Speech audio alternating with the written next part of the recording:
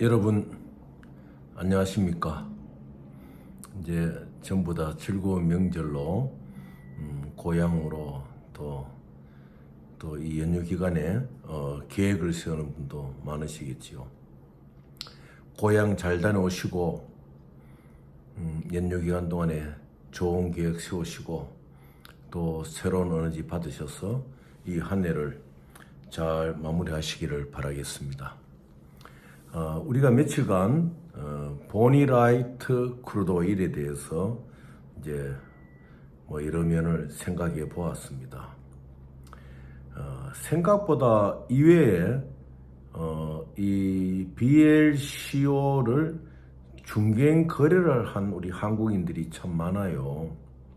왜 그런가 하면은 이게 보통 200만 배럴 아닙니까? 배 하나가 거의 한 35만 톤, 한 14층짜리 큰 빌딩 같은 거죠. 이제 배럴당 이 중개를 하게 되면은 로드십의 경우에 보통 한 12불이 그 디스카운트가 됩니다. 이 디스카운트 되는 기준이 이 배가 예를 들어가 우리 울산항에 도착이다 그러면은 울산항에 도착하는 그날이 9월 10일이라면 9월 10일 날짜하고 그 전에 3일까지 그 합산을 해가지고 평균 그 프렛 프라이스를 내는 거죠. 거의 대동소이하지만은 그래서 이 디스카운트가 한 12불 정도 되니까 거의 이제 이 바이어는 엔드 유저한테 갈 때까지, 그 엔드 유저는 마지막 소비자죠. 그러니까 우리 대한석유공사가 될 수도 있고 SK가 돼서 여러 가지 이제 메이저들이 될 수가 있는데 보통 엔드 유저한테 갈 때는 한 3불 정도 또 나가거든요. 그러니까 9불에. 그다음에 보통 이 바야가 이제 이 로드십을 가지고 오더라도 그 중간에 애쓴 사람들 않습니까? 인터미디어트한테 한 4불 나간다고 보면 돼요. 인터미디어트리 한 2파트 정도가 되니까 그러면은 7불이 빠지지 않습니까? 5불 안에서 거의 혼자 이제 안 가져오죠. 2명, 3명이 힘을 합치니까 보통 가져오는 분들이 한 2불, 3불이 자기의 이익이 돼요. 그러면은 3불이 된다고 하더라도 배럴당 3불이니까요. 배럴당 3불이니까 톤이 아니고 정제유들은 보통 이제 메트릭 톤으로 하지만 이 보니라이트 크루드 오일은 배럴로 하니까 배럴당 3불이 남으니까 200만 배럴이면 600만 불이거든. 600만 6 밀리언 US 달러니까 여러분 계산해 보십시오. 상당한 금액이에요. 그래서 여러 번 이제 좀 이따 말씀을 드리겠지만 경우의 수에 당하면서도 이 놓지 못하고 있는 것이 바로 이 부분입니다. 그래서 제가 이제 오늘 보니라이트 크루드를 조금 마무리를 하기 전에 어제도 이 배를 가져오는 세 가지 방법에 대해 말씀드렸지만은 실제로 부딪혀 보면요, 그 중간 그 연결자들한테 흔히 로카라 그러잖아요. 로카들은 당할 일이 전혀 없어요. 그런데 이 서류를 확인한다든지 이러한 플로우십을 모르고 덤벼들다 보면은 우선 눈앞에 이익이 보이니까 우리 한국 사람들이 실패를 많이 해요. 많이 하고 있습니다. 그래서 이제 여러분들하고 대화하면서 말씀드렸듯이 가장 중요한 것이 서류 확인을 해야 되는 거거든요. 그러면 이런 계약서라든지 상대하는 회사가 정말 존재하는 회사냐, 또 존재하는 회사라도 NMPC로부터 마케팅에 대한 허가를 받았느냐, 이런 거를 이제 말씀드렸듯이 CAC에 이제 문의를 하셔야 돼요. 뭐 한두 번 정도 거래라고 성공을 했다면은 문의를 안 하고 서로 믿고 가겠지만은 그래도 이 Corporate Affairs Commission of Nigeria에다가 문의를 해보셔야 돼요. 그리고 그 다음에 어슈어런스 레터라든지 또 어서리 투쉘 카고 이런 레터가 나올 때는 또 다시 COMD에 확인을 하셔야 돼요. 그 무엇이냐? 크루드 오일, 크루드 오일, COMD가 마케팅 디비전, NNPC의 COMD에다가 여러분들이 그 확인하는 방법은 다양하게 열려 있습니다. 그래서 이것을 꼭 확인을 하셔야 돼요. 그래 확인을 안 하시면은 여러분들이 잡는 서류 중에 10개, 9개는 다 맞지 않는 서류다. 아주 중요한 이야기입니다. 그래서 오늘 이제 또 한 가지 키포인트를 이제 가르쳐 드리는데요. SPA 계약서를 하잖아요. 보통 보니라이트 크루드에는 스페셜 퍼체이스 어그리먼트를 해서 이렇게 계약을 하는데 보통 일반적으로 우리가 보면은 계약서에 계약 넘버가 있지 않습니까? 예를 들어 가지고 이강수가 계약을 한다면 뭐 KS 뚜뚜뚜 고유번호하고 그 다음에 이런 거래 방법에 대한 또 이니셜 넣고 그 다음에 오늘 날짜를 넣죠. 그랬는데 이 나이지리아 계약서의 그 어떤 문제점이 무엇이 있는가 하면요. 변하지가 않더라고요. 예를 들어 울산으로 가져온다면 CIF로 계약을 하면서 슬래시 TTO가 들어가요. TTO가. 이제 이게 뭔가 하면은 탱크 테이크 오버라고 탱크 테이크 오버. 그 카고죠. 우리 뭐 전투를 할 때 쓰는 그 보병의 전력을 강화시키는 탱크가 아니고 우리 이제 싣는 기름을 쓰는 카고를 가리켜요. 그러니까 탱크 테이크 오버에서 이 카고를 잡는다는 거예요. 근데 이 카고를 잡는다는 의미는 로드십에서 포트하우스에서 출발할 때 잡는 것도 되지만은 바로 우리가 많이 당하고 있는 프로틴이에요. 떠 있는 배도 그 카고를 싣고 다니잖아요. 그러니까 그 카고를 잡는다. 그래서 TTO란 말이 항상 들어가 있어요.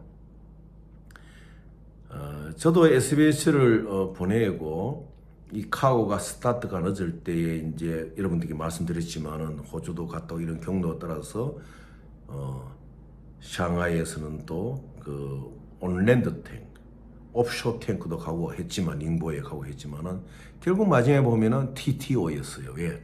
프로팅 배를 주지 않습니까? 프로팅 배를. 그러니까 공비엘로 오는 거죠. 공비엘로. 그 BL에 보면은 마린 BL 또는 BL 마리노 BL 오션인데 그 BL의 밑에 보면은 그 콘시그니 하주를 바꿔가지고 인도스하는 날이 왼쪽 밑에 있습니다. 나이지리아 BL에는. 그래 언제든지 NNPC가 콘시그니로 오다가 이제 프로틴 같은 경우는 하주가 생기면은 보아서 그러니까 이제 눈으로 보는 방향의 왼쪽 바로 밑이죠.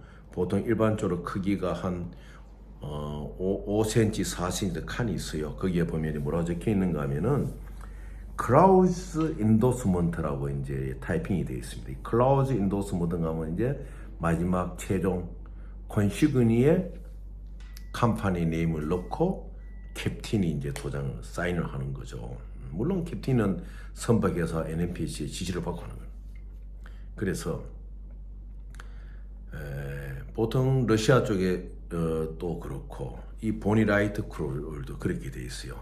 그런데 그거는 이제 이 바이아가 SBS를 주고 하면은 오리지널 네고시에이블 도장이 붙어 있으면 아무 염려가 없죠. 내 거니까 여러분의 것이 문제가 없는데 오리지널 네고시에이블이 안 붙는 경우는 언제든지 이 공비에 나가는 바뀌어 나가요. 그래서 가장 중요한 게 이제 물건을 마지막 최종 SGS를 하고 인터텍을 하고 물건을 넘겨갈 때는 와란티 오너십 트랜스퍼를 받아야 돼요. 그러니까 내가 오너로서 권리를 이전 등기를 받는 거죠. 권리를 받는 보증서 레터를 이제 받아야 되는 거예요. 받고 그 다음에는 NMPC가 오리지널 네고시에블이 되어 있는 BL을 스위프트로 여러분의 은행으로 이제 넣어주는 겁니다. 그래야 TT를 줄 수가 있는 거거든요. BL을 발급한 저 LC를 발급한 데서.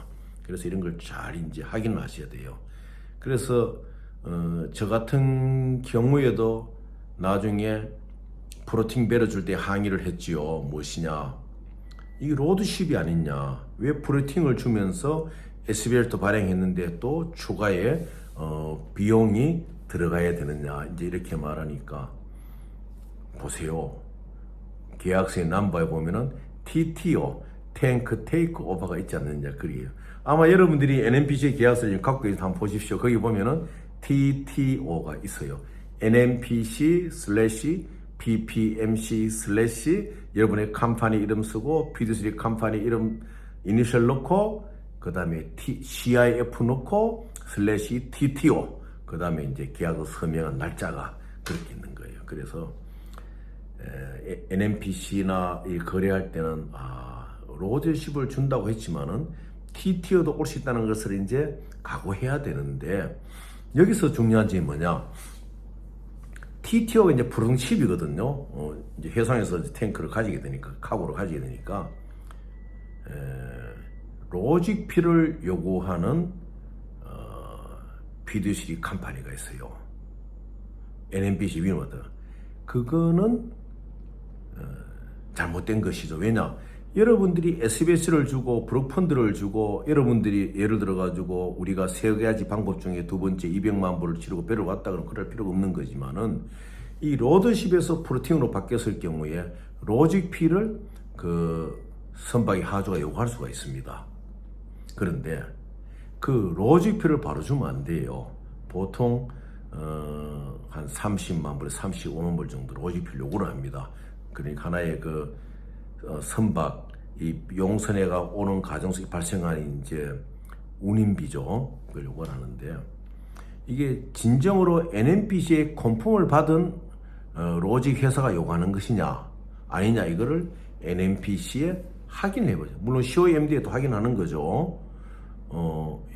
크루드 오일 마케팅 디비전에 그것도 확인하시면서 여러분들이 뭐를 하셔야 되는가 하면은, 로직피를 요구하는 회사의 서류에 보면은 로직피 회사의 도메인이 있습니다.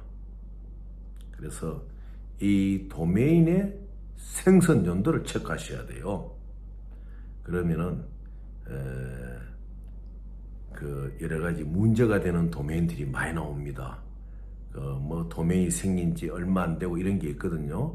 그런 거는 반드시 NMPC 확인을 하시고 로직피를 주어야지 나중에 물건이 넘어오는 와란티 레터를 받을 수가 있어요. 오너십 트랜스퍼가 되어 있는 와란티 레터를 받을 수가 있는 게. 그런 점들을 여러분들이 굉장히 주의하시고, 이제 마지막에 이제 SGS나 인터텍이 다 끝나고 여러분이 지정한 탱크로 울산에서 넘어가잖아요. 넘어갈 때는 뭘 해야 되느냐? 은행에서는 반드시 오리지널 네고시에블의 BL을 NMPC 은행으로부터 여러분의 은행으로 스위프트로 받아야 됩니다. 받고 난 뒤에 TT를 준다는 컨펌을 해주는 거예요. 그러면은 NMPC 카고가 이제 여러분의 탱크로 옮겨지고 이제 완결이 이제 되는 것이지요. 그래서 이 대화를 하는 중에 어느 분이 댓글을 올리신 데 보니까 우리 한국인들이 예상외로 이 BLCO 이 중개 사업에 많이 뛰어들고 있어요. 그것이 뭐냐면은 20번을 실패해도 한 번만 성공하면은 정말 좋은 거 아닙니까? 한 번 성공하면 3불이 남더라도 6 밀리언이에요. US 달러인데요. 생각해 보십시오. 그런데 여러 번 실패할 필요가 없거든요. 정확하게 NMPC의 계약서를 보고 또 그 다음에 CAC라든지 COMD 확인을 할 수 있고, 마지막에 내가 페이먼트 개런티를 했을 경우에는 BL상의 오리지널 네고시에블이 지켜야 되고, 예를 들어 마린 BL이나 오션 BL이 아닌 거죠. 오리지널 네고시에블 BL을 받으셔야 됩니다. 그리고 그 다음에 마지막에 콘포메 할 때는 와란티 레타, 오너십이 트랜스퍼 되는 등기가 넘어오는 와란티 레타를 꼭 받으셔야 된다. 그리고 난 뒤에 LNBC 은행에서 여러분의 은행으로 오리지널 네고시에블 BL을 스위프트로 넣어주고, 여러분에게서는 TT 콘폼을 해주고, 여기에서 이제 정리가 다 되는 것이죠. 그러면 이제 실패할 이유가 없죠. 왜 실패하느냐? 내가 이 거래 내용의 계약서 내용을 자세히 모르고 체크하는 방법을 몰랐기 때문에 여러분이 따라가다 보면 우선 눈에 보이는 이익이 크지 않습니까? 그러다 보면 실패하는 것입니다. 그래서 제가 제 경험과 제 상식에서 이제 말씀을 드렸지만은, 또 여러분이 궁금한 점 이런 거는 저한테 물어주시면 제가 또 모르는 거는 제가 또 알아서 답글을 드리도록 하고 정성껏 하도록 하겠습니다. 여러분들 아무쪼록 태풍도 지나가고 어려운 환경이고, 정치적으로 사회적으로 경제적으로 국제의 관계 현재 현상학적으로 굉장히 참 어려운 시기지만은, 여러분들 힘내시고 좋은 명절 되시고 마지막 몇 달 남은 이 한 해를 잘 마무리해 가지고 여러분의 소망인 국제금융의 한 획을 긋고 성공하시기를 잘 바라겠습니다. 감사합니다. 여러분, 내일 뵙겠습니다.